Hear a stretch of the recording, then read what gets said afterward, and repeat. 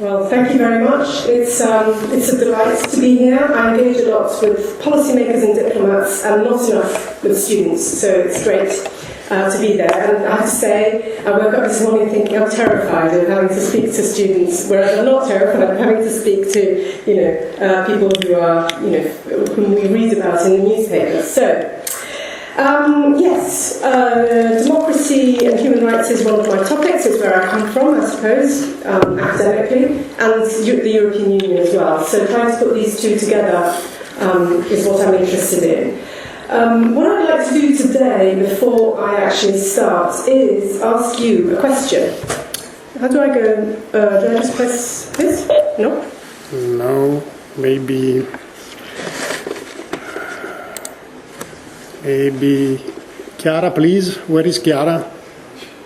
Chiara disappeared. This maybe? No. Yes. There we go. No. No. Okay. Well, I'm going to. So I'm going to ask you the question, and then it's going to appear on the board. But the question is. Is it important to you to live in a country that is governed democratically? And I'd just like you to put your hands up if you think it is important. Okay. Okay. Right. Okay, that's interesting. I think maybe it reflects a little bit the actual... that's the question. This is the result for Europe, for the European region. And they're quite...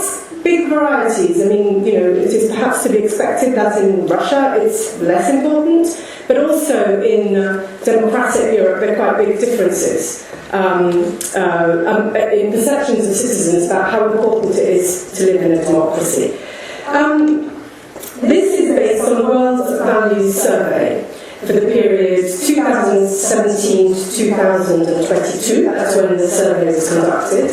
And the World Values Survey has been, I'll take questions at the end, though. No, it's just they cannot hear from both. They are writing in the chat. They can't hear. Oh, it's on mute. It's on mute. Okay. So now you can hear me. Okay, so just to wrap it up, I was asking people in the audience whether for them democracy is important, whether it is important to live in a democracy. And as you can see, if you look at the social surveys conducted by the World Values Survey for the period between 2017 and 2022, there's actually quite a bit of variety. Not all Europeans care about their democracy and whether they live in democracies. And this is a trend that has been increasing. So across Europe, fewer Europeans are interested in living in a democracy. Okay? The World Values Survey has been conducted globally for decades, so it's a real insight and a treasure trove, to be honest, of data about how citizens around the world see things. How do I switch this to the next slide? No.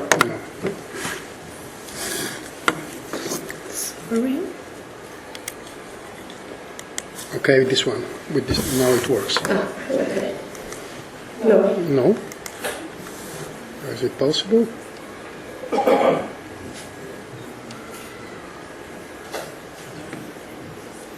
Okay.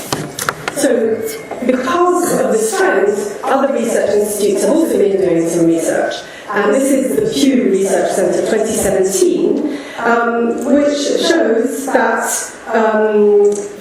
there is a rise in people who are happy, or potentially happy, with alternative forms of government. And here we are looking at the rule by the military, which is the green dots. The rules by a strong leader without accountability in parliament, without the oversight of courts, of the law, and rule by experts. And I have to say, this piece of data somewhat surprised me because that's basically technocracy. And we have a lot of people who are complaining against technocracy. But please note that this is happening in countries that are advanced democracies, countries that have solid, consolidated democracies. Now, one explanation, one common explanation is that, the rise of populism has been on the rise, the far right has been on the rise, and therefore there is a drift towards the right, which is by definition less democratic. But what would you say, and I'm going to ask you this question again, what if how did we, sorry, I'm afraid you might have to.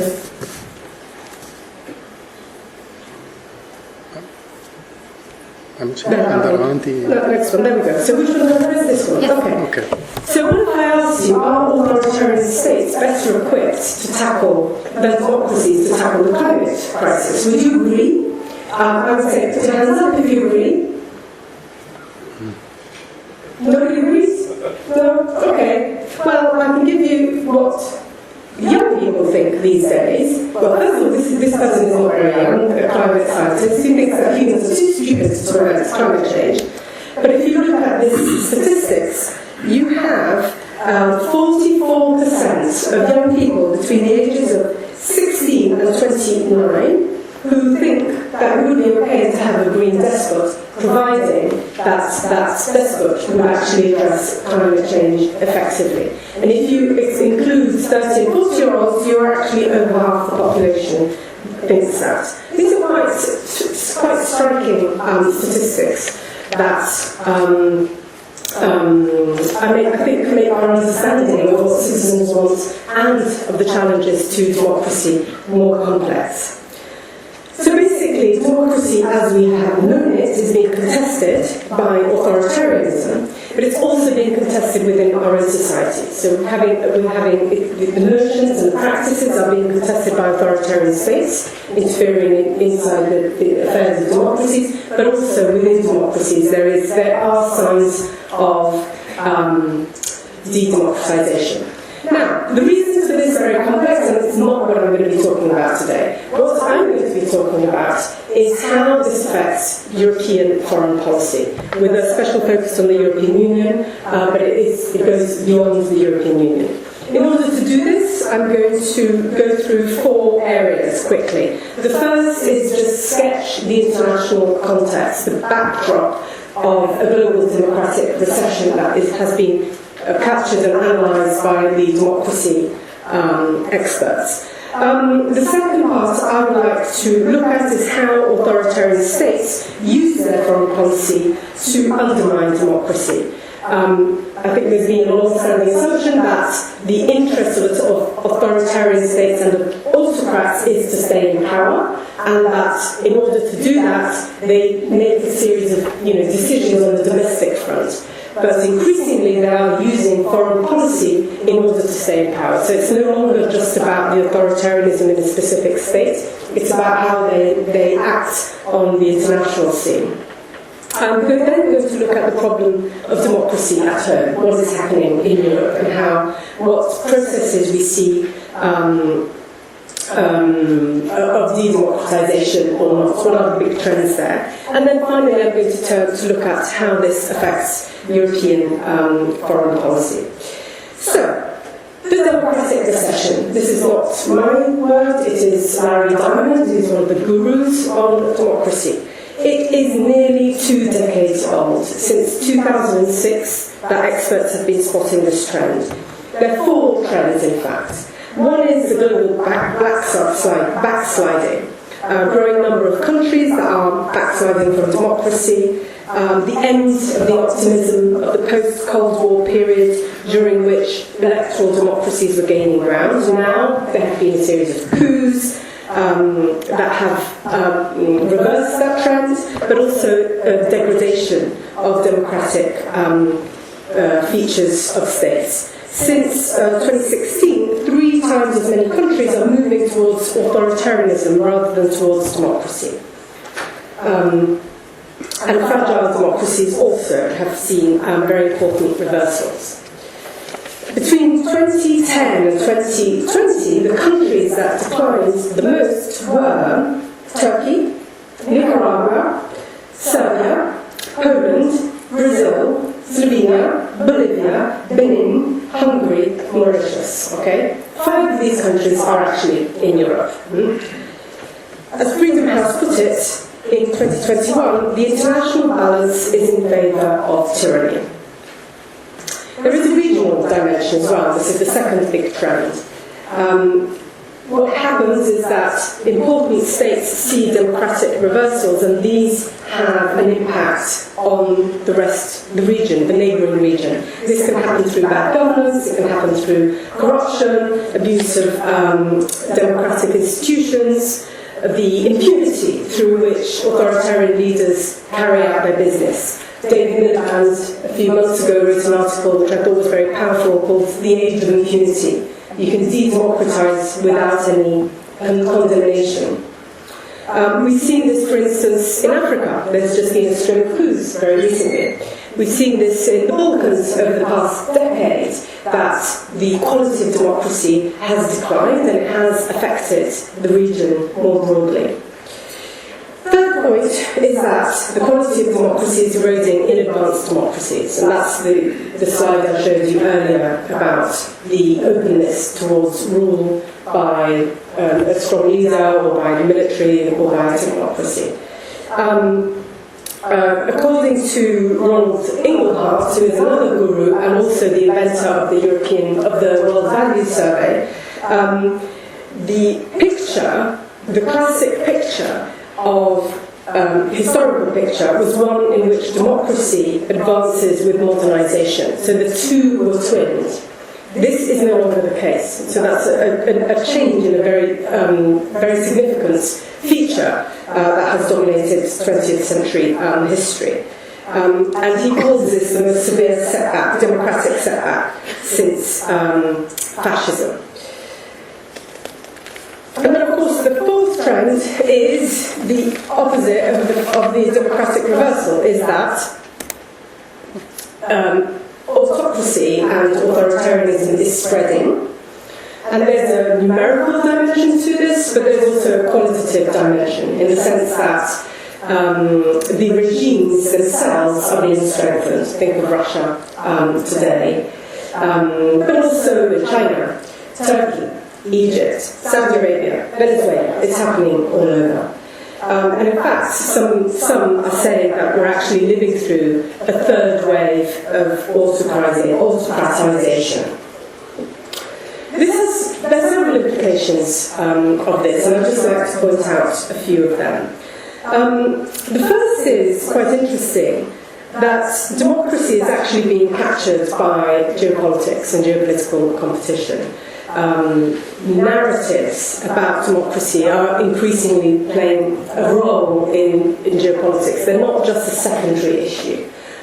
Think of US President Joe Biden's speech about living in a world between a fight between democracy and autocracy, or think of China that condemns the West and says it pretends to use democracy to form alliances, but actually it isn't. That isn't the case, according to Xi Jinping. Vladimir Putin's rhetoric also points at the sort of moral moral decay of the West. That is a very common trope. So the decay of the democratic system, the liberal values that are corroding the democracies in the West. And in this battle of narratives, China and Russia have indeed been leading the critique of democracy support, for instance, considering it foreign interference. In the context of the soul-searching exercises that have been taking place within democratic societies, China uses them to, find ammunition for its narrative and rhetoric against democracy in the West. I'll give you a quote, for instance. Horrors such as the Atlantic slave trade, colonialism and the Holocaust, as well as the deaths of so many Americans and Europeans from COVID-19, should make Western governments ashamed to question China's record on human rights. And in this, if you look at it from the point of view of democracies, the democratic debate about foreign policy is also caught in this different understanding. On the one hand, you have authoritarian interference, but also a lot of self-doubt about the appropriateness of the democratic system, because democratic systems have been failing and because of the problems that they have presented. So, for instance, on the political spectrum of the American left, you find many people who say, given what's happened in the United States, we are not fit to promote democracy abroad or even to carry out foreign policy on the basis of the principles that we have been preaching, because we haven't been operating according to those principles at home. On the European right, you have the narrative that the world is a dangerous place and we should only focus on our interests, the interests of our citizens, and not be concerned about democracy. So these are the trends that are taking place. And then we have authoritarian states that are becoming increasingly aggressive in addressing and looking at democracies elsewhere. As I was saying earlier, in the past, authoritarian states, the prime objective was to stay in power via domestic policies, but increasingly they're using foreign policy as a means to stay in power. Think, for instance, Putin's responses to the coloured revolutions that took place mostly in Europe and North Africa and the Middle East in the 2000s and the 2010s. That was a major warning signal for Putin that he had to be careful if he wanted to stay in power. Therefore, he has directed foreign policy against, preventing that from spreading into Russia. Authoritarian states have also been far more cooperative in sharing ways in which they can team up to break potential democracy uprisings, prevent funding, for instance, Western funding for democracy activists around the world. Look at Turkey, and Erdogan has frequently resorted to foreign policy in order to stoke nationalism at home and to prevent the opposition from gaining ground in electoral competitions, which still take place internally. I have identified a number of ways in which authoritarian states undermine democracy and global norms. One way is obviously encroachment on neighbouring countries and regions. Think of China and the South China Sea, think of Russia and the Eastern European neighbourhood. Financial support to third countries in various forms. It can be investments, but also supporting political parties, for instance. Putin has supported several European political parties. Well, Putin's party, United Russia, has supported financially several political parties in Europe. Military support, think of the Wagner Group in Africa. Think of, they are taking part, often called by third countries, in local conflicts, but they're also acquiring resources as a consequence. Think of Central African Republic, where the Wagner Group has been paid with mines. Disinformation. Experts are increasingly viewing disinformation as warfare because of the scale and nature of it. Cyber attacks. In 2007, Estonia was victim of a major cyber attack, which most likely originated from Russia. And I think if we want to start thinking about Russia's aggression in Eastern Europe, we can actually date it 2007 Estonia, 2008 Georgia, 2014 Crimea, Donbass, and 2022. Transnational repression. Think of Khashoggi, the Saudi activist who was murdered in Istanbul. Think of the Ryanair plane that was diverted and was forced landing in Belarus so that Belarusian authorities could arrest an activist on the plane. This happens quite frequently, has been happening with an increasing frequency, and of course killings as well on European territory. We're seeing that authoritarian regimes are actually transnationalizing. They are building networks. They're learning from each other's playbooks. They are copying each other's, rules that they've put in place, laws they've put in place. The foreign agents law that Russia put in place 10, 15 years ago was then copied by Egypt, for instance, after the Arab Spring and then the coup, and in order to put human rights activists in jail. Another important moment, for instance, was after the attempted coup in Turkey. Erdogan received support from Putin, and this really changed the way in which the two sides collaborated, even when they were not on the same side, because they were supporting different militias in Libya, for instance. The obvious theatre is the multilateral system and the institutions where these countries can block decisions, they can block consensus, they create parallel institutions. Increasingly, and I think this is interesting, authoritarian states are increasingly turning to looking at history and narratives about themselves and about the rest of the world as an important part. So they're actually looking at soft power, which used to be the defining feature of American power at the times of its hegemony. But increasingly, authoritarian states are doing this. I'd like to note that these are systematically used by authoritarian states, but we shouldn't assume that non-authoritarian states do not use them. In other words, these are tactics that are used by democracies such as the US and Israel, so we shouldn't be complacent that this is just happening in regimes elsewhere. So let me move now to the European side of the story.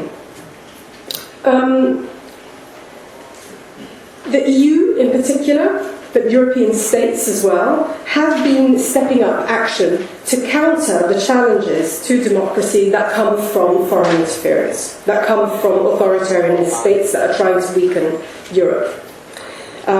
They've created special units in the institutions to deal with disinformation. They are working on proposed legislation to regulate the digital space, including social media, including online media.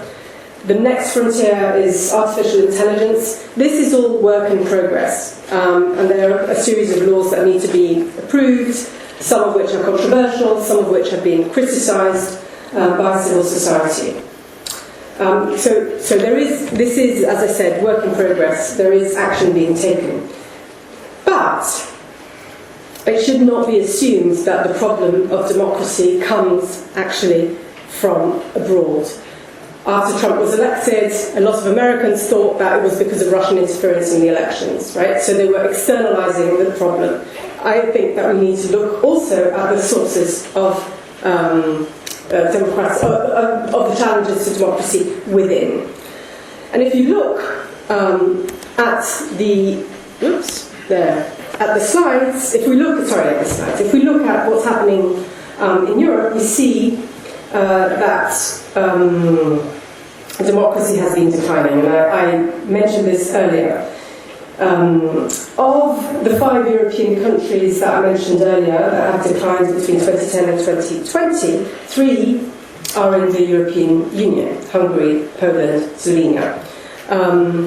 Between 2007 and 2017, VDEM, which is another major research initiative looking at the quality of democracy, it declassed Hungary, Lithuania, Poland, Slovakia from liberal democracies to electoral democracies, while Bulgaria, Croatia and Romania remains electoral democracies. And you can see that in this slide here. But we should not assume that is just confined to Central Europe. There are challenges also in other countries. And this Pew shows that you have also that the strong leader is also appreciated in other countries such as France, the UK, in this country, in Italy, and we see different shifts. In other countries such as Germany or Sweden, or the Netherlands, there still is a lot of attachment towards democracy. One of the reasons for which this is happening is also because of the rise of populism, as I mentioned. And I think the way in which populism is challenging democracy is interesting. Now, populism per se is not undemocratic, but it has a view of majoritarian democracy, whereby 50+1 is the will of the people. It's anti-pluralist, okay? And indeed, Viktor Orban, who is the Prime Minister of Hungary, and is probably, of all these leaders, the one who has articulated the most vision for its own vision of democracy. He has been working on an idea of democracy which is illiberal. He calls it illiberal democracy. Sorry, I lost track here of my...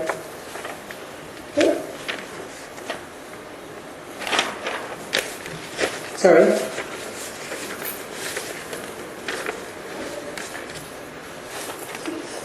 Okay. He calls it illiberal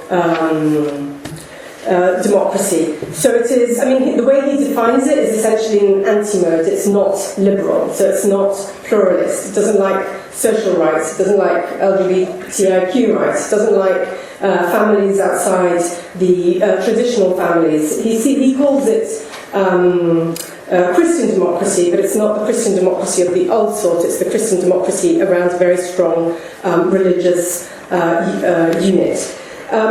He also praises the economic successes of countries such as Singapore, China, Russia, Turkey, which are not liberal and they are not necessarily democratic, but he sees that as a viable model for European countries. So the alternative model, a model of the sort of modernization, economic development model that China is proposing, actually has resonates, certainly in Orban's mind, and given that he continues to get elected, one can assume that plenty of people also agree with that. So, having put this all on the, all this understanding the global trends out there, how does it actually affect European foreign policy? And I think here it is important to ask the question as to whether the contestation within the EU of its democratic principles whether it represents a departure from past behaviour in foreign policy, or whether actually it is, or whether it doesn't. I mean, I think I can imagine 4 lines of argumentation against this idea that de-democratization in Europe actually does have an impact on foreign policy.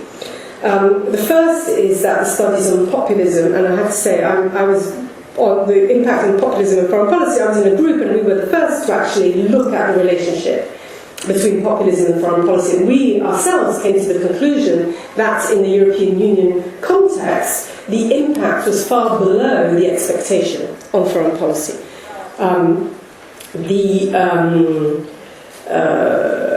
Populists rarely have a particular interest in foreign policy matters. They rarely manage to persuade the majority of opinion within the European Union in order to shape or change the foreign policy of the European Union, so there's a lot of continuity in foreign policy. Since Brexit took place, the other countries have decided that they don't want to leave the EU, which, leaving the EU would be a major foreign policy decision. And so this has kind of undermined a little bit the impact of populism on foreign policy. If you look at it from the perspective of international relations theories, realists would argue that actually, national interests are pretty stable and they don't change with changes in government. So if you have an authoritarian government for a certain period in a country such as in the European Union, according to realists, it won't have that much impact. If you look at it from the point of view of EU foreign policy, then you can say that member states are disruptive of European foreign policy regardless. of whether, regardless of the state of democracy internally, because foreign policy in the European Union is intergovernmental, therefore every state has a chance to veto any foreign policy decisions, and this has nothing to do with democracy. And then, going back to what I was saying with the authoritarian foreign policy playbook, there's nothing uniquely authoritarian in that. In a disruptive foreign policy, you can imagine democracies acting disruptively on foreign policy matters. Think of colonial states, Britain. It was a democracy, but it had colonies, and it certainly interfered in the countries it had colonized. Think of the United States, think of Israel. But even, according to someone like Orban, you would say, well, actually Brussels interferes in our affairs. So it's not uniquely authoritarian. So does de-democratization actually impact foreign policy? And I would argue that we do need to be careful, and that there are a number of ways in which de-democratization is influential on foreign policy. These are indirect and they are direct. So let me just go through some of them. I think the first, most visible change that has been taking place over the past couple of decades, and certainly during my professional career, has been a shift in shared values. Away from the consensus and the norm has shifted away from the appropriateness of universal values such as democracy, human rights, pluralism, humanitarian principles, the preference for multilateralism. There has been a retreat from humanitarian principles, and this is mostly visible in the field of migration and migration management. And the closing of borders and the retreat from humanitarian principles has increasingly become the norm. We are no longer shocked when, even if Europeans flout those principles in their attempts to manage migration flows. So this translates into foreign policy. The norm shifts, the consensus shifts, foreign policy is affected. It translates into a prioritization of migration control over other goals of foreign policy. It translates into an increase in security cooperation with third countries focused on border control. It translates into development aid increasingly being used to finance returns and to finance border control. So this is one large area that I think has been affected by the democratic decline in the European Union. It also means the authoritarian states, or would-be authoritarians, or pocket-sized authoritarians, as some call them, are nationalist. And they promote ethno-nationalism abroad. So, for instance, you can see that Hungary is weaponizing minority policies in neighbouring countries. And for those who are following what's happening with Ukraine, which has asked to join the European Union, has been accepted as a candidate status. A couple of weeks ago they said, we're going to reform and we're going to put minority protection at the top of our list. Why? Because they don't want Hungary to block their path towards joining the European Union. We also see that bilateral disputes that are ethno-nationally driven can seep into other policies. Enlargement, this happens a lot. And is happening, shall we say, with increasing frequency, or in an increasingly in a way that is increasingly hard to handle. International arbitration is no longer deemed relevant to solve bilateral disputes, and therefore they can cut into policies that the EU is pursuing. It also translates into a lack of support for the multilateral system, its processes, its institutions, which is very much in the DNA of the European Union, and it promotes transactionalism in foreign policy. And we see that those international networks of authoritarian states and leaders are increasingly involving political leaders in democratic countries. I'm thinking, the relationship and the friendship between Trump, Kaczynski, Orban, Meloni, Vucic, Garibashvili in Georgia. I'm thinking of the relationship between Putin, Salvini here in Italy, Le Pen in France.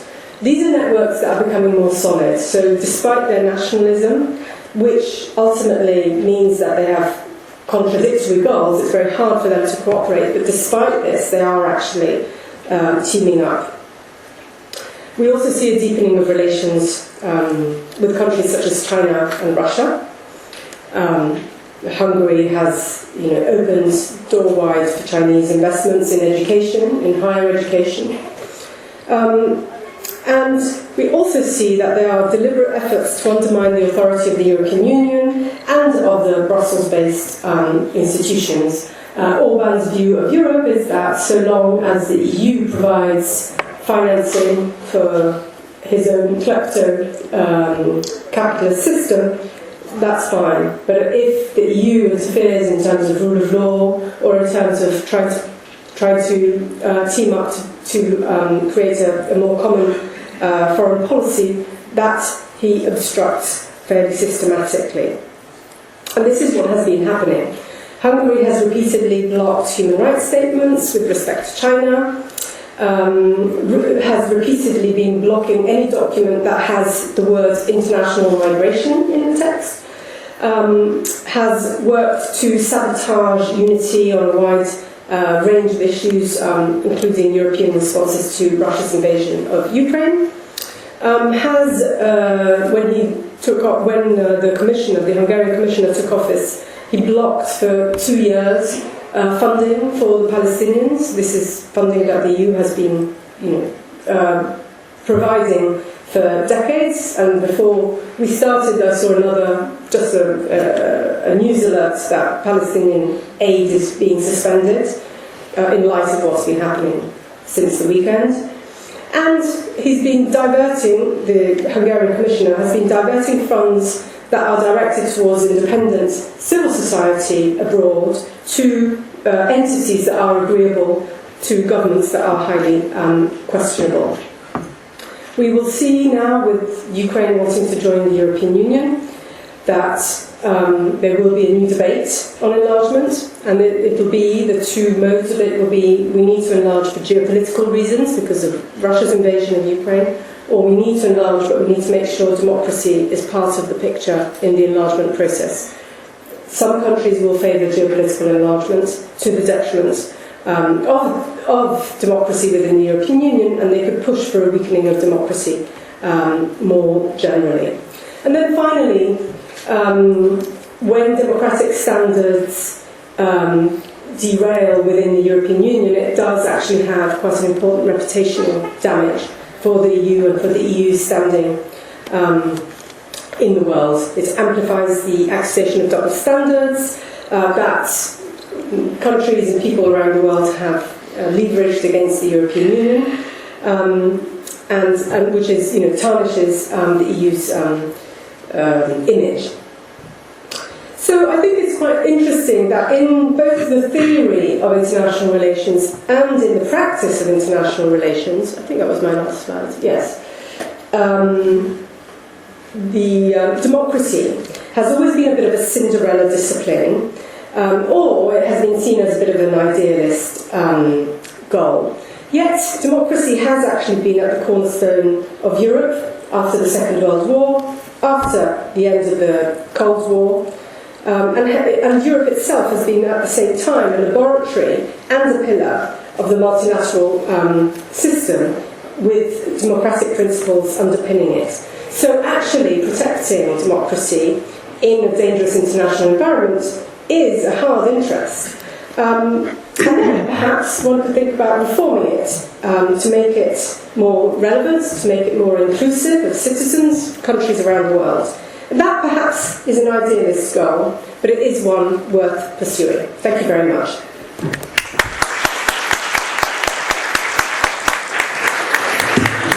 So thank you very much, Dr. Balfour. I think we can open the floor immediately. to your questions, to your remarks, and so on and so forth.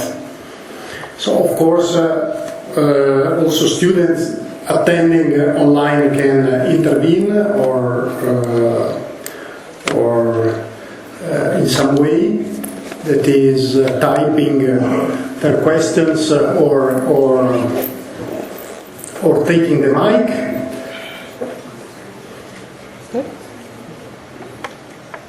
Yes, there is one.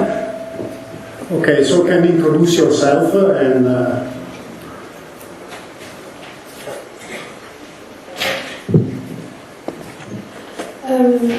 do I have to stand up? So my question was more generally on democracy.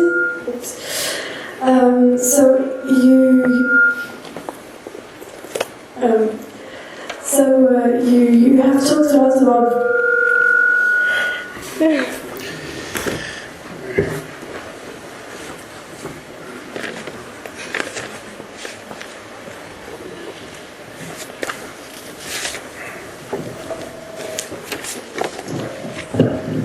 You have talked about democracy, but there's plenty of problem with the democracy that we're talking about today. I mean, I'm not saying that populism or autocracy are better models, absolutely not, they are horrible models. But democracy is failing in the sense that today democracy is representing, when you're voting, like half the population, and you are like erasing all minorities because it's not pluralism, it's like the people that win erase the rest. So I'm just wondering, isn't our model of democracy that created like the democratization of Europe and the raises of populism and autocracy?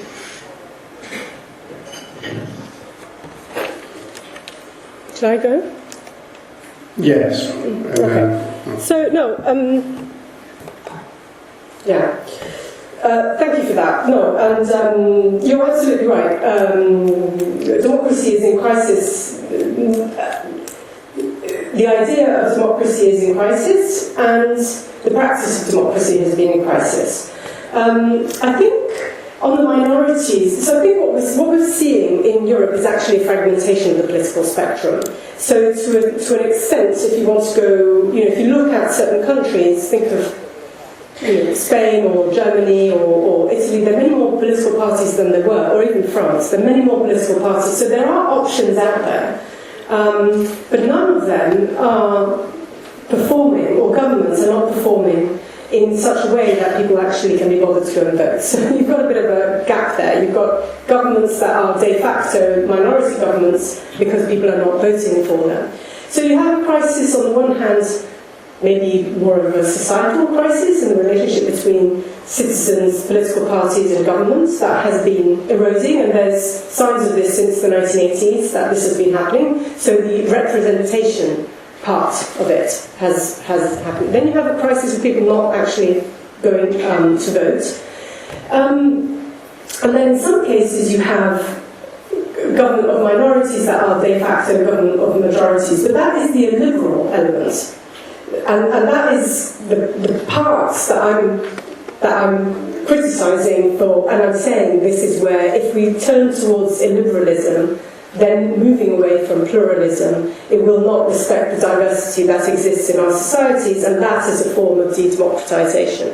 So, if you see what I mean. So we've got several, we have several dynamics here. One is a political system of representative democracy that has been in crisis for some time and has never, the politicians have not bothered to reform it, to make it closer to citizens, to invite citizens, to vote, to participate, etc. And then, because of the crisis, also because of the crisis of representative democracy, this has allowed and created space for movements, parties, ideas that are essentially illiberal, and therefore, when they do come to power, they have the ability to undermine the space that would allow for pluralism. And that's more or less what the story of Hungary, right? I mean, Orbán was a liberal, and he turned to a liberalism probably. I mean, I don't think it's ideological. I think it's just because he wants to stay in power, and he has undermined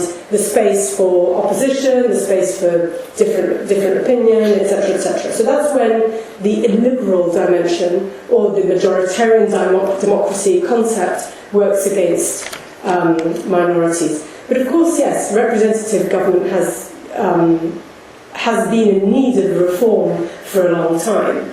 There are several ideas out there about how to change that. Paradoxically, I think some of these ideas come from political leaders that are not necessarily, from my opinion, rather than from my analytical perspective, the most solid defenders of democracy. For instance, French President Macron. Now, France is a strong state. France is a country where the statistics show that civic rights sometimes are undermined, that freedom of the media sometimes is undermined in France. He is, however, advocating climate assemblies, elements of participative democracy that could help, perhaps, in principle, address the pitfalls of representative democracies in complex societies. So there are ideas out there on how to change things.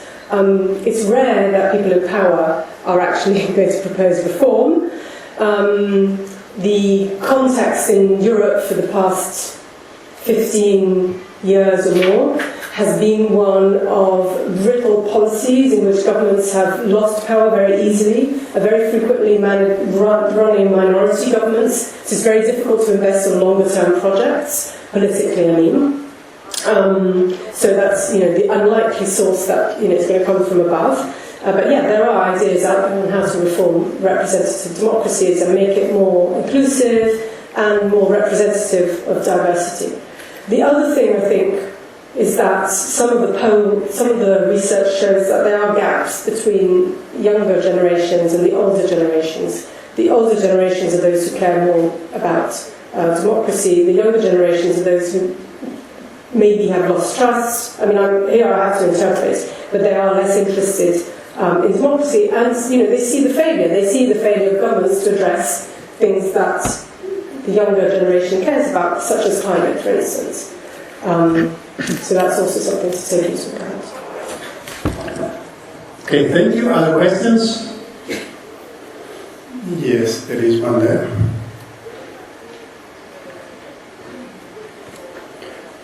So what's your name, first of all? My name is Ivana, and I just wanted to hear your insight on whether the economical situation that's been happening, mostly in the EU, but in the world, if you think that's shifted the public perception towards favouring a leadership or another, and if so, if you believe the EU is equipped to deal with that and to persuade democracy, if it's planning to propose any ways to do that. Yeah, there's a big debate between those who think that these trends, the origin of these trends, are basically to do with the changing economic model with globalization, and those who think it's really about identity politics.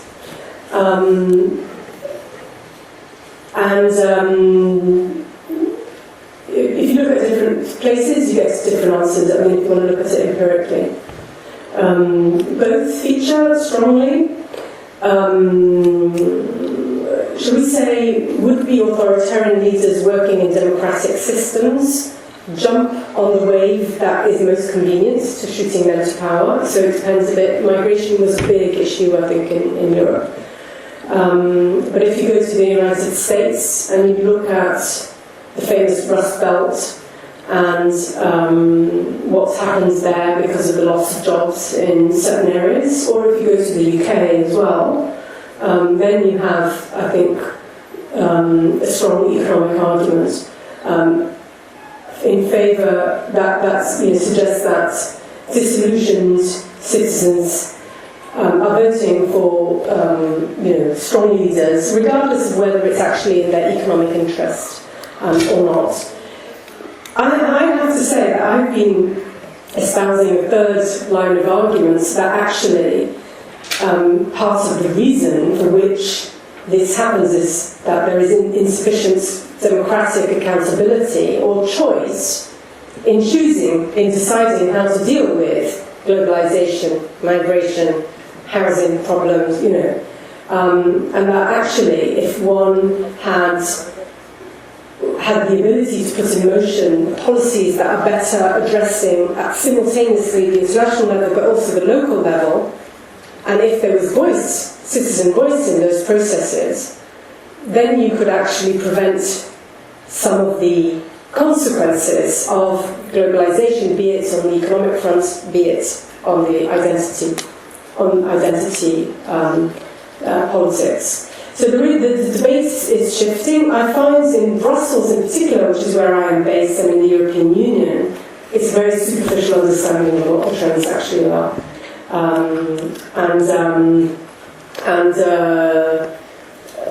I've been to many meetings where political leaders says, well, we just need to create more jobs and the problem will be solved. And that's not the case. It just isn't the case. And I think in both cases, whether it is more an economic issue or an identity, cultural issue, shall we say, identity plays a part. I mean, it's the changing the disruption of the class system. It's the disruption of certain patterns of behaviour, toxic masculinity being one of them.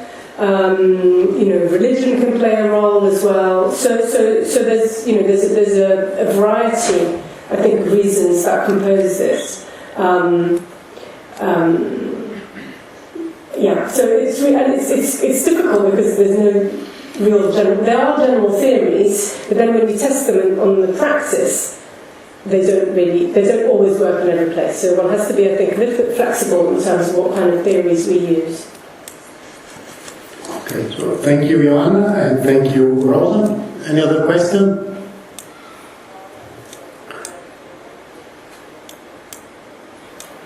No? Okay, there's one. I was expecting to be challenged on a number of things. Your name, please, first of all.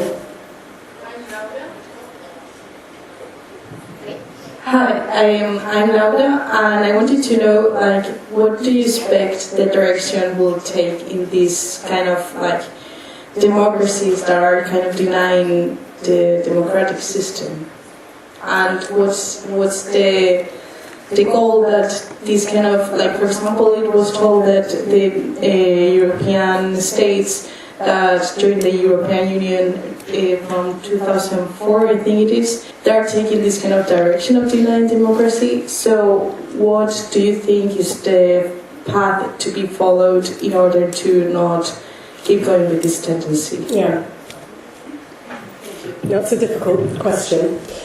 And there also is a bit of a debate on, is it because of because these trends are stronger in Central Europe, there is a bit of a debate about how the transition from, because these were countries that were, till the end of the Cold War, they were in the Soviet sphere of influence, they were not democratic. Once the Cold War ended, then there was the triumphalist West saying, we have won, and these countries wanted to join the European Union, and in order to join the European Union, they had to transform their country economically, market economy, and create democratic institutions. So, there is a debate as to, was the process whereby this happened, was it flawed? Was there a problem with it? And it was, it was the Washington Consensus, it was the IMF, International Monetary Fund, and its policies, and how to direct the economic transition, but it was also the European Union. So is it something that is specific to that area, or is it broader? And I would say we have problems in democracies that have a longer history, and I don't think Western Europe can hold itself exempt from those democratic issues, but certainly in Central Europe there have been specific problems. But there's also I talked about, the problems of democracy. I didn't talk about the activists in favour of democracy, which are still there. So there are going to be elections in Poland, for instance, on next Sunday, 15th of October. Those elections will be a major game changer for democracy in the European Union.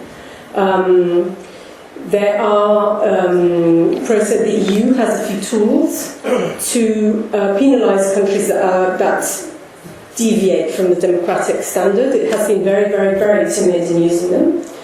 It basically allowed Hungary to drift to the degree that it drifted, but now it's using its time, its financing, its financial resources towards Hungary to rule of law issues. It's a bit of a battle now. I mean, it's a democratic battle in the sense that it's a peaceful battle, but it is a battle. And to me, it's not clear in which direction it's going. I mean, at the moment, the global trend, that's the reason I really want to put out the global trend. The global trend is heading in the other direction. I mean, the risk is that, those parts of Europe that remain democratic are going to be very much, very on their own. It's going to be a bit of an island rather than a model to which other democratic activists around the world comply. I think if Trump or a Trump-like candidate wins the elections in the United States next year, I think that will be the likely end of democracy in the US as we know it, and it will have a massive impact on the rest of the world. And then it becomes very dangerous. It really becomes very dangerous. So what to do about it, I think, is work with those who are supporting democracy, not governments, but people, right? Education, civil society organisations and networks, bringing home to classrooms what does it mean to be able to, express yourself freely in a democratic country, and what it means to not be able to do that in a non-democratic country. That's, I think, what one needs to focus on. Thank you, Laura. Thank you, Rosa. Any other questions? Yes, there is one there. Can you introduce yourself first? Hello, my name is Eduardo. I wanted to ask a question about the enlargement of the European Union. You mentioned two kinds of approach to the enlargement, one which favors the democratization of the of new members, and the other which favors a more pragmatic approach to favor more strategic and geopolitical objectives. My question is if all of these recent events, the war in Ukraine, the war in Nagorno-Karabakh, and most recently the war in Palestine, if these events will change the approach which Europe has adopted since now, and because since until this point, usually Europe favored the option of a more calculated, let's say, a more democratic approach. It favors a more democratic approach, but now it may change. Yeah. No. Yes. Obviously the Russian invasion of Ukraine has really changed. Is changing and has had a massive impact on the European Union, and is changing the way in which the EU engages and does its foreign policy. It happens in many ways. Better be careful here. On enlargement, what happened? So last year Ukraine applied. And it would have been very hard for the European Union to say no, a country that has just been invaded, you cannot join.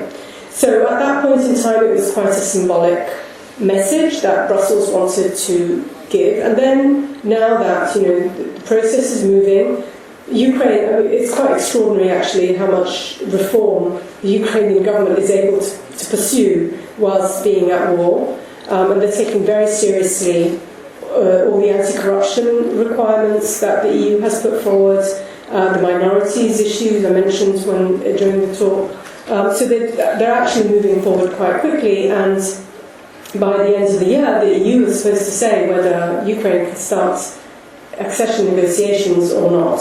Together with Ukraine is also Moldova, but then you also have 6 countries in the Western Balkans that have been told that they have a prospect of accession. They were told this several times, most solemnly 10 years ago, in 2013, but even already back in 2000. And the process in the Balkans has not been going well. It hasn't been going well for reasons on both the EU side, that wasn't seriously committed to enlarging, and also for reasons in the Balkans, that some countries have moved away from democratic standards, the democratic standards necessary to join. And among them is also, the largest and most important country in the region, which is Serbia. So now that there is a real demand coming from Ukraine and Moldova, now that there is real pressure from all sides, within the European Union, from Ukraine, Moldova, from the United States, etc., to provide an answer and to keep that door open and to be serious about it and send serious messages, unlike what has happened in the past 10 years with the Western Balkans, then the choice, you need to address the difficulties of enlarging of the European Union. And the difficulties are about how to represent new countries, how to represent all the members in a meaningful way in the European Union, voting rights, how many commissioners, all sorts of institutional decisions that need to be made that are highly controversial. And I'm not going to go into the detail of it, but any EU nerd knows how difficult it is to make sure that EU countries are appropriately and democratically represented within the European Union, in the Parliament and the various institutions. So you've got that, but then you've also got the fact that Ukraine is a large country. It has a large agricultural sector. So it's joining the European Union would basically upset the budget, upset. So one is how to make sure that countries are represented in the European Union appropriately, and the other is how to pay and how to create a budget that can hold all these countries together. So we're talking about a country, Ukraine, 40 million people, and Montenegro, 600,000 people. They're very different in terms of size and in terms of impact. And here you get members say, okay, we need to enlarge, but we need to make sure that these countries behave well when they become members. So we need to make sure that they don't become like Hungary and Poland, right? And then the others say, no, the geopolitical imperative is more important because of Russia, or because of, we just enlarge, and then who cares about political union, and who cares how we hold together? That's not important, the more important thing. And that's, I think, where the debate is going to go.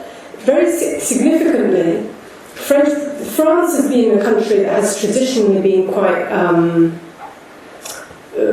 not enthusiastic about enlargement. And this is since the very beginning. This is since the very beginning, actually. Charles de Gaulle did the empty chair policy so that Britain couldn't join the European Union, right? So this is historic policy. In Bratislava in May, President Macron actually said we need to do this. But France will only do it if it has guarantees that it's not going to have another Poland and another Hungary. So it's really important that these two dimensions are connected. But it's interesting that Macron said we need to do it for geopolitical reasons. We need to be bigger, we need to be stronger, because the world is getting more dangerous, and being small in a dangerous world does not make sense. Okay, so this document is going to be with us for some time. Oh, sorry. What's happening in Israel? The EU has become more of a bystander on the Israeli-Palestinian conflict, and has been, I think, dependent on the United States. Has, over the past few years, the sort of international relations of the region have shifted a lot. Trump agreed the Abraham Accords. Biden was hoping not to have to deal with the Middle East. Saudi Arabia wants to call the shots. You've got all sorts of other dynamics taking place. The impact for Europe is greater general insecurity, but as a foreign policy player, Europe has not really been particularly influential, is the bottom line of how I see it. There'll be people who might disagree with that, but I think that's been the de facto. Europe has been drifting in the Middle East, despite the fact that trouble in the Middle East has immediate consequences simply because of geographical proximity. Thank you, Eduardo. Any other questions? Yes, there is one there.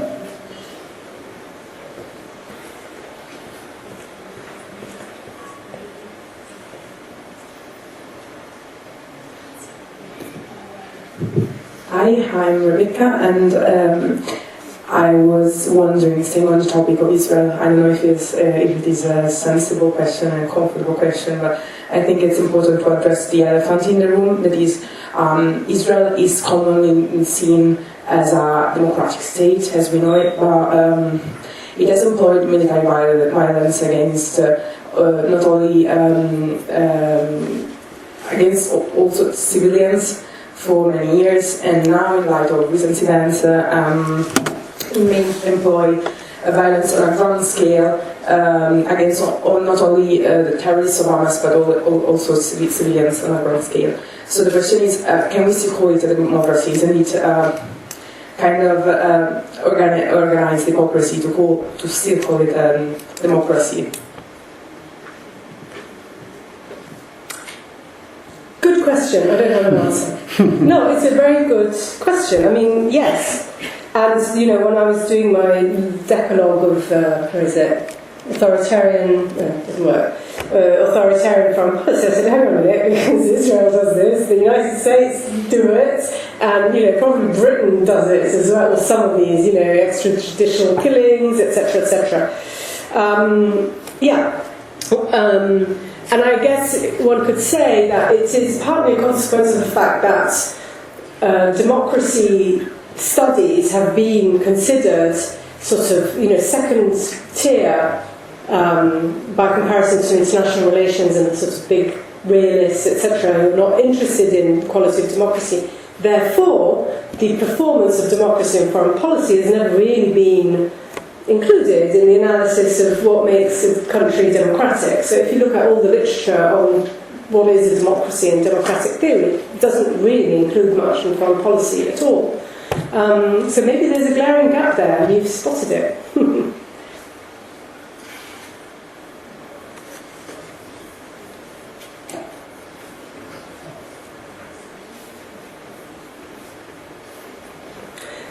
There is one point, though, if I may add to this, and I think and this makes the qualitative difference, and I guess one of the reasons for which I studied the European Union and not other entities or organisations, and that is the degree to which European states that have joined the European Union have also subjected their own practices to oversight from the European Court of Justice, the European Court of Human Rights, the International Criminal Court, ICC, and generally tend to perform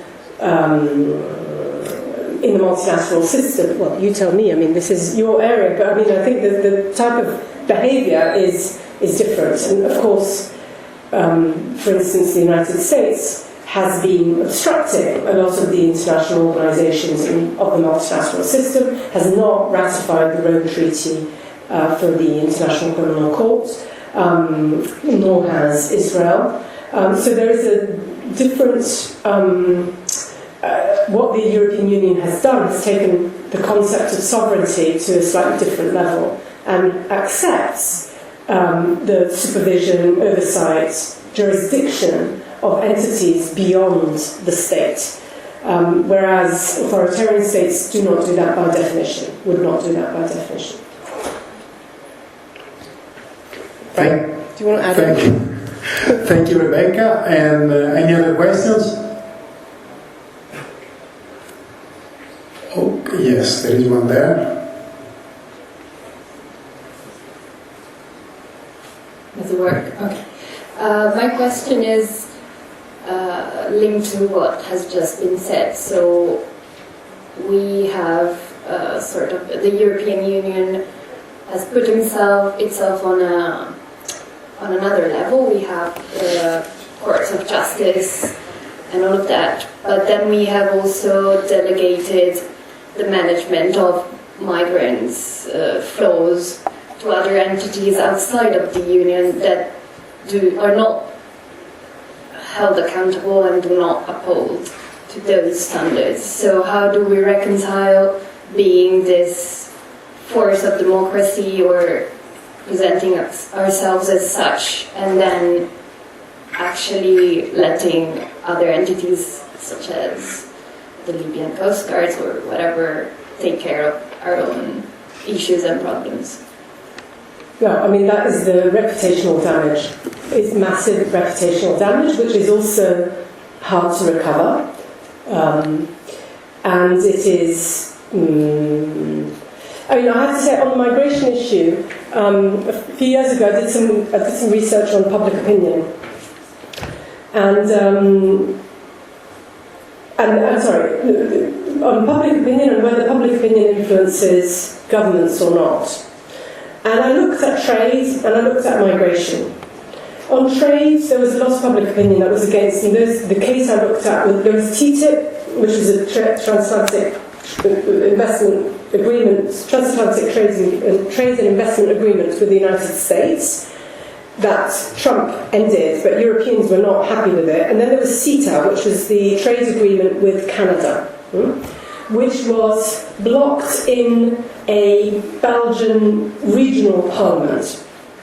And then, round about the same time, or anyway, I was looking at migration, and I looked at data on public opinion data on migration in 2014 and public opinion data on 2016.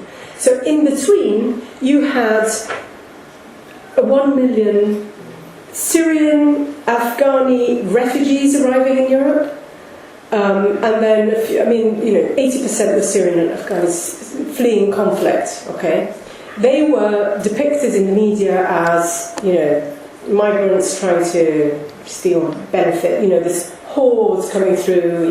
You all know the stories. On CETA, or at Brussels, big protests. Farmers come in and they throw manure everywhere, and then you have, the big, it's big. What happens on trade? The European Union ignores the protests, moves forward, ratifies CETA temporarily. Then they fudge it. On migration, everybody thought Germany and Merkel would fall, and therefore we have to do whatever to stop the flow. What do? You do a deal with Erdogan, and you put yourself at the mercy of Erdogan. So you're also limiting your own ability to carry out foreign policy in a key country such as Turkey. So in my view, the way in which public opinion sentiment is interpreted by governments is very biased to what suits these governments. They didn't think that the anti-trade movement would end in a vote that would oust the people in government, but they did with migration. So I'm afraid I'm very sceptical that we have the politicians that can think differently. But yes, the result is that there is massive reputational damage. And the problem is, because countries around the world have always criticised the double standards of the European Union. But the problem is that the European Union, where it has good standing, is among academics, the business sector, people who do Erasmus, civil society groups, activists, because those are the people that actually get in touch, have contact with all those things that happen in Brussels. So they receive funding, for instance, to support their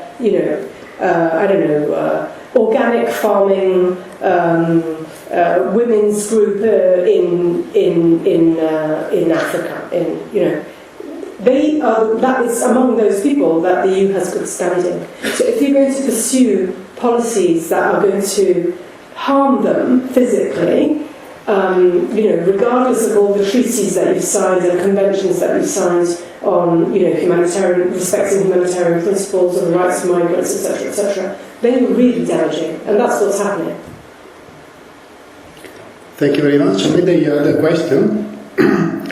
A question, because I would love to know what you think about the concept of principled pragmatism, which is, of course, one of the pillars of the European global strategy, which has been much debated, but to some extent has to do with this kind of arguments and so on. And yes, please. Yeah, that's a tough one because, on the one hand,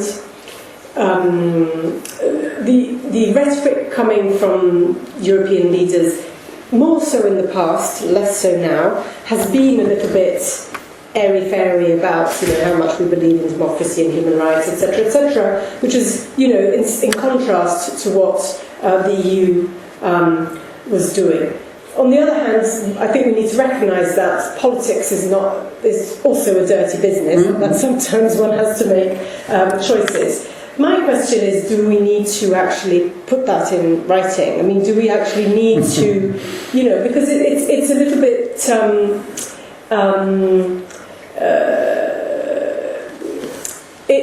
I think it's preparing the ground for fudging things. One can also be open about dilemmas that one has to face and about choices that one has to make.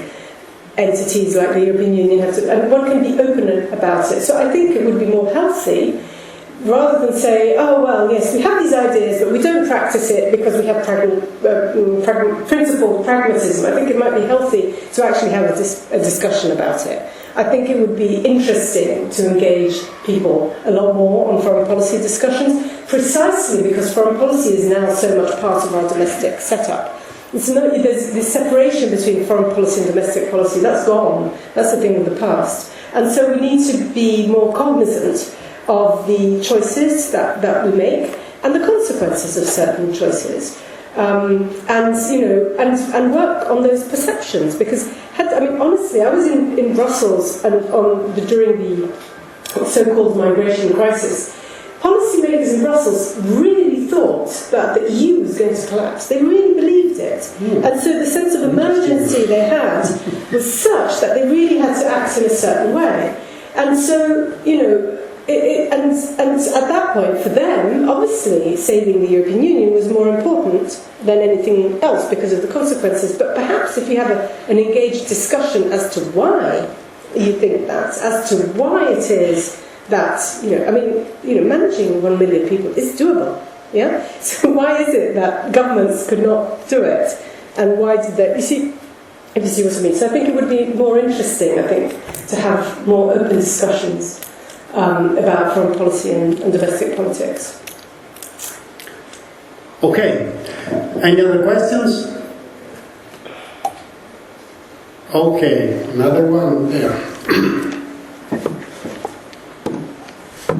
Your name, please? Hi, I'm Emanuele. First of all, thank you for your presentation. It was really interesting. And my question was, I was thinking about the recently published reform of the EU proposal made by France and Germany.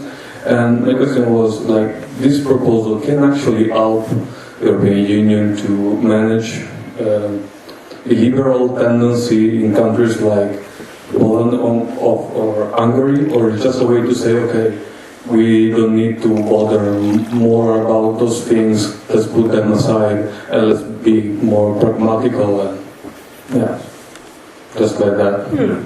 Good question. They were all good questions, by the way, but some got me thinking in a different way compared to others. So,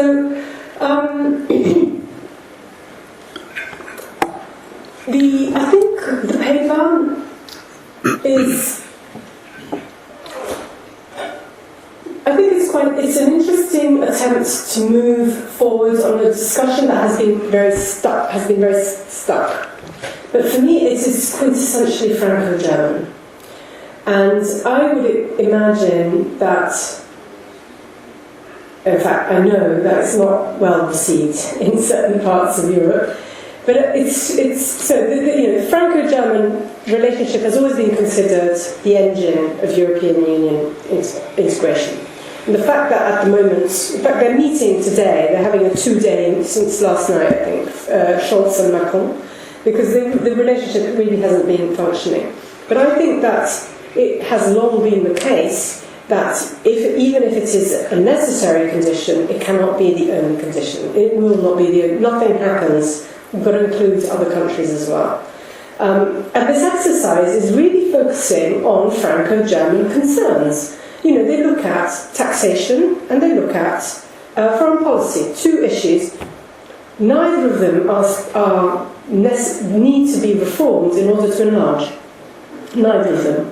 It's just that for Germany, taxation is a key issue. For France, foreign policy is a key issue. Let's start talking about something we really care about to show that taboos can be broken, to show that we can move forwards, to show that we can put on the sacrificial altar things that we really care about, and therefore the others can join. So I think that that's my reading of it. What we haven't seen, so Franco-German relationship is still necessary, but it's not sufficient to move forwards this big, complicated ship that is the European Union.